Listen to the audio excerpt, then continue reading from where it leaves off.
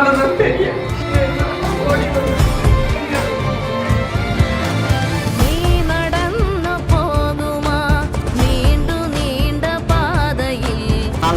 எந்த குறைகள் இருந்தாலும் சொல்லுங்க, செய்யறோம். இது வந்து உங்களுடைய தாய் வீடு மாதிரி, எப்ப வேணாலும் வரணும். நான் உங்களுடைய குழந்தை மாதிரி, என்னைக்கு வேணாலும். ராணுவ வேலைக்கு போன தனது கணவர் 50 ஆண்டுகளாகியும் திரும்ப பார்க்கவே இல்லை. பின்னால இருந்து அவர் குதிச்சுட்டாரு. கீழே குதிச்சது என்னன்னா 60 அடி பள்ளத்தாக்குல. அவரும் 6 மாசம் உயிரோட இருந்தாரு, இறந்துட்டாரு. அவரு சொல்லாம குதிச்ச உடனே புல்லட் இல்ல தூக்கி அடிச்சுட்டு அந்த எங்க அந்த கண்ணில் இவரை, அப்படிதான் அவர் இறந்தது. ஓய்வூதிய பலனும் சரியா கிடைக்கல. இருக்குதுன்னு சொல்லி எனக்கு கொஞ்ச நாளைக்கு முன்னாலதான் தெரியும். குறைந்த ஓய்வூதியத்தில் கஷ்டப்பட்டு வாழ்க்கையை நகர்த்தி வந்த முதுமை தாய்.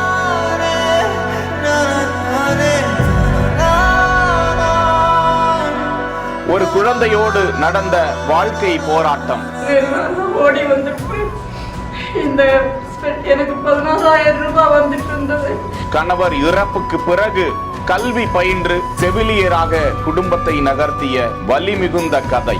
லக்னோவிலிருந்து திருமணமாகி முதல் குழந்தையை 15 மாதமே ஆன அந்த குழந்தையை விட்டு சொந்த ஊர்ல தமிழ்நாடு விட்டுட்டு அந்த சிப்பாய் சொல்லிட்டு போறாங்க, நான் அஸ்ஸாமுக்கு டிரான்ஸ்ஃபர் போய் ஜாயின் பண்ணிட்டு உன்னை வந்து அழைச்சிட்டு போறேன் அப்படின்னு சொன்னதாங்க. வெயிட் பண்ணிக்கிட்டே இருக்காங்க, வருவாங்கன்னு. போனே ஒரே மாதத்துல ஒரு தந்தி மட்டும் ஒரு அப்பதான் டெலகிராம் தானே, கணவர் இறந்து கை குழந்தை.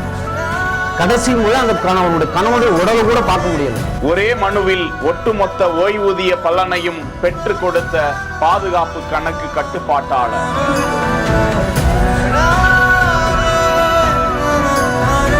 நெஞ்சம் நிறைந்து கண்ணீரோடு நன்றி கூறும் தாய். நாங்க இருக்கோம், எந்த குறைகள் இருந்தாலும் சொல்லுங்க, நிவர்த்தி செய்யறோம்.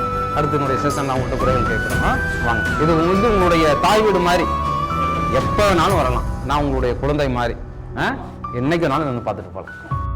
கன்னியாகுமரியை சேர்ந்த ராணுவ வீரர் ஏசுதாசன், அவரது மனைவி ஸ்ரீமதி அம்பிகா ராணி. திருமணம் முடித்து சில ஆண்டுகள் தான் மனைவியோடு அவர் வாழ்ந்திருக்கிறார். ராணுவ பணிக்கு சென்று வருவதாக 1963ஆம் ஆண்டு கூறிவிட்டு சென்றவர் இப்போது வரை நேரில் வரவே இல்லை. அந்த தாய்க்கு 1963ஆம் ஆண்டு அவர் வாகன விபத்தில் உயிரிழந்து விட்டார் என்றும் அவரது உடலை அங்கேயே அடக்கமும் செய்து விட்டார்கள் என்றுதான் அந்த தாய்க்கு தகவல் வந்ததாம். அதன் பிறகுதான் அவருக்கு குழந்தையும் பிறந்திருக்கிறது. அந்தோ பரிதாபம். தனது 17 வயதில் திருமணம் செய்து 19 வயதில் கணவரை இழந்து கன்னியாகுமரி மாவட்டத்தில் விளவங்கோடு என்ற பகுதியில் வாழ்க்கை பயணத்தை நகர்த்தி வந்தார்.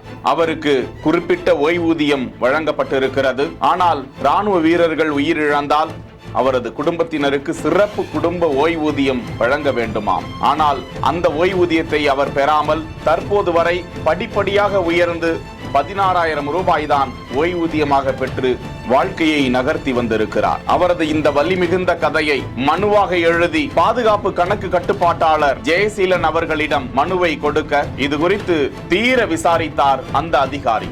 அவரது ஓய்வூதிய புத்தகம், வங்கி பாஸ் புத்தகம் மற்றும் பிற ஆவணங்களில் இருந்து அவருக்கு சிறப்பு ஓய்வூதியம் வழங்கப்படவில்லை என்பதை அறிந்து கொண்டு அந்த பாதுகாப்பு கணக்கு கட்டுப்பாட்டாளர் ஓய்வூதிய பிரிவிற்கு அந்த மனுவை அனுப்பி வைத்தார். அவருக்கு சிறப்பு குடும்ப ஓய்வூதியமாக திருத்தப்பட்டது. 16,000 ரூபாய் ஓய்வூதியம் 39,000 ரூபாயாக மாற்றி கொடுக்கப்பட்டது. மேலும் 2024ஆம் ஆண்டு செப்டம்பர் முதல் ஜூன் 2024 வரையில் மேலும் கடந்த நிதியாண்டுக்கான நிலுவைத் தொகையான 1.5 லட்சம் ரூபாய் பணமும் அவருக்கு கொடுக்கப்பட்டது. மேலும் முழு ஓய்வூதிய நிலுவைத் தொகையையும் கணக்கிட்டு இந்த மாத தொடக்கத்தில் அவருக்கு 19,65,237 ரூபாய் அவரது கையில் காசோலையாக வழங்கப்பட்டது. ராணுவ வீரரான கணவரை இழந்த 50 ஆண்டுகளுக்கு பிறகு ஒரு அதிகாரியால் அந்த முதுமை தாய்க்கு இந்த பேர் உதவி கிடைத்திருக்கும் நிலையில் இந்த தொகையில் தனது வீட்டை சொந்தமாக்கிக் கொள்வேன், தனது வாழ்நாள் கனவு